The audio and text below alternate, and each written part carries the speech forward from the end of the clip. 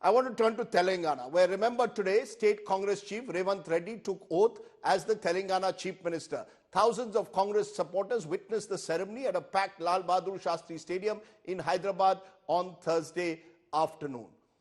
Among those who were sworn in today is the former Telangana Chief. Many expect him to have a very powerful post, possibly the next Finance Minister of Telangana. Uttam Kumar Reddy joins me at the moment. Appreciate your joining us, Mr. Reddy. A long fulfilled ambition, Telangana state, and you're a minister. Are you going to be the finance minister, or when are the portfolios going to be announced? I think tonight, and I'm not sure which portfolio they'll allow to me. I'm not sure. Yes, but the buzz is you might get finance or some major portfolio. You've been several times MP. You've been also, very few people will know, an Air Force pilot who flew MiGs. For you today, was it a day of unfulfilled ambition because you wanted to be Chief Minister? Or is it a day of pride because you've got a Congress government there in Telangana?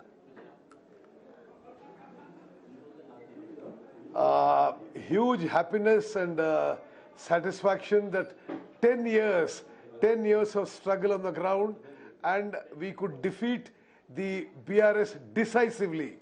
I think the numbers don't reflect it as much as what the defeat on the ground was. Rajdeep, bear in mind what KCR was projecting himself, how he was projecting his party, the kind of money he was spending, the kind of police he was using, the way he was using the media. Against all of it, we fought and won. I think the euphoric atmosphere in Telangana today, they're rid of a dictatorial, corrupt regime. Right. You know, I'll come to your challenges in a moment, but I come back to a quote that you gave in 2016. You said you will not shave off your beard till KCR is defeated. Are you finally going to shave your beard tonight? Yes. Yes, Rajdeep, I will in a couple of days. Okay, I will, yes. You are planning to shave off your beard? Yes. I had, when I was the Congress president for the state in 2016, I had said that till TRS is defeated and Congress comes to government in Telangana, I wouldn't shave my beard. And I'm so happy today that we did achieve that. Mm-hmm. Well, like you said, you know, there were personal ambitions too, but this is an organization which I've enjoyed working in, and I enjoy working in, and I'm part of the organization that did a great effort in Telangana today. But let's come to the challenges. You know, it's all very well to win an election based on anti-incumbency against the government, but you all have put various guarantees. Now, most of these guarantees involve cash handouts, and you are a state where the fiscal deficit is rising. Are you going to be in a position to fulfill these guarantees, these cash handouts that you promised to farmers, to unemployed youth, to women? That's going to be the big challenge, isn't it? Rajdeep, please remember one thing. The Telangana state and Hyderabad city, largely because of the global infrastructure we created when we were in power, is the fastest growing state in India today. And Hyderabad is a real boom city. The revenues are growing every year, and each of our guarantees is to directly put money into the pockets of the weakest of the weak, of the poorest of the poor. You know, for example, what is it? It is 2,500 rupees for every woman of a BPL family. It is free RTC travel for women of BPL families. It is gas cylinder at 500 rupees. All these are very achievable. We have made our maths, we have calculated, and we have announced what we can. So you will give 2,500 to every woman starting next month? You will give 2,500 for every BPL woman starting next month? Rajdeep, today we had a cabinet meeting. We have, in principle, approved all the guarantees that we have announced in the elections.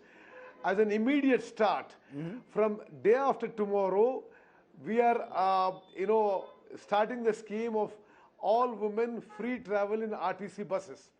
We are also starting from day after tomorrow that anybody who has medical treatment up to 10 lakhs is covered by a state-sponsored insurance scheme, and they don't have to pay a rupee. And then Each of the schemes, we have already said that in the first 100 days of our rule, we will implement all the guarantees, and that's what we discussed, and we did our maths, and over the next 100 days, we'll implement all of them. No, because the worry is, as we are seeing it in Karnataka, when you announce these guarantees and go ahead and implement them, very little money is left for what are seen as development projects. I just will tell you the Comptroller and Auditor General of India's report in September this year expressed concern that Telangana is utilizing borrowed funds for repayment of public debt in the financial year 2021-22, and the concern is that could become even worse in the next 12 months. Rajdeep, you were right. The earlier regime borrowed indiscriminately and was using borrowed funds to repay earlier loans.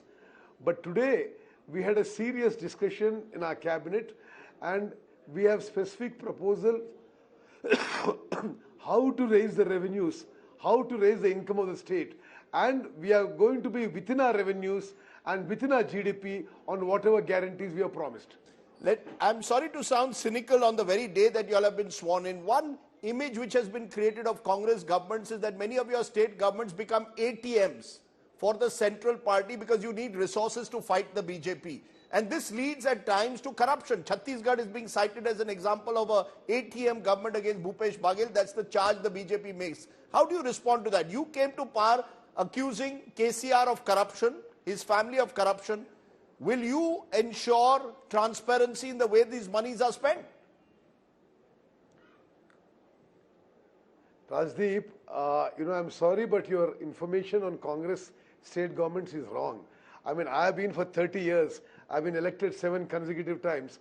I have never known the Congress party use state governments as ATMs. Really? I'm sorry, that is wrong. That's wrong? As far as we are concerned in Telangana, yes, I have never seen it. I'm telling you, I have won 7 consecutive elections, and I've never noticed this anyway. And I can assure you, Rajdeep, in Telangana, it will be a transparent, corruption-free government.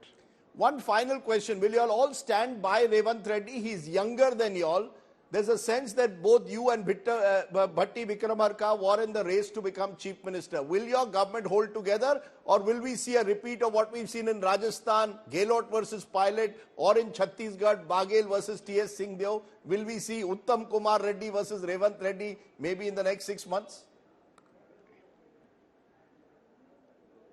No, Rajdeep. I was a soldier earlier in the military, and I'm a soldier in the Congress party now. Yes, I may have had personal ambitions, but whatever our top leadership has decided, I've accepted it. And now, with Revanth, Bhatti, and everybody else, we are working as a team. Our goal is to do good for the people of Telangana and to do good for the Congress party. You know, because what is the buzz is that since you have a majority of just 64 in a 119-member assembly, the fear is that any leader who doesn't get his ambitions fulfilled could break away and try and bring down the government. Will this government last a full 5 years? This government, Rajdeep, will last for full 5 years. This 64 number is of no criteria. The TRS is only 39. There are a little bit of MIM and a little bit of BJP. But I can tell you with my long experience in the assembly too, that there will be no problems. We are together. We are the pillars of the Congress party. We will ensure the Congress party government is stable and gives good governance for 5 years. Okay, one final question. What's tougher, flying a MiG-21, MiG-23 as you used to in another life, or now becoming a minister in Telangana? What gives you greater joy? No. Rajdeep, grassroots politics is the toughest profession in India. Okay.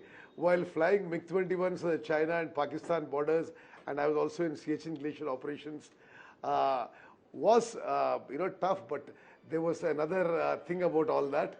Grassroots politics in India is tough for any politician, and definitely I have opted for this, and I enjoy it now, and I'm working hard at it. My producer says I must ask you, are you going to use your now powers to inquire into KCR and family and their wealth? Will there be retribution now? See, there will be no vindictiveness. We don't want to waste our time on any vindictive, vengeful acts. No. But if there is any blatant, brazen misuse of public money, I mean, it's a bounden duty to work as per law in that. Okay, we have to retrieve the money So that you has will been set lost up to a judicial Telangana people inquiry? and You give will it set back up a to Telangana judicial people. inquiry as you had promised in your manifesto? No, I'm not. You see, I'm not committing anything now, and as an individual, I can't do that. But definitely, wrongdoings of the earlier government will be investigated. I mean, you will agree that that's a way to go forward on that. I mean, the huge corruption. Just one point, Rajdeep. You know, KCR and his team, you guys were highlighting the Kaleshwaram project so much on national TV, built at a cost of 1 lakh crores. In the last month of his government, the Medigadda barrage, which forms the core of the Kaleshwaram project, the pillars have started crumbling.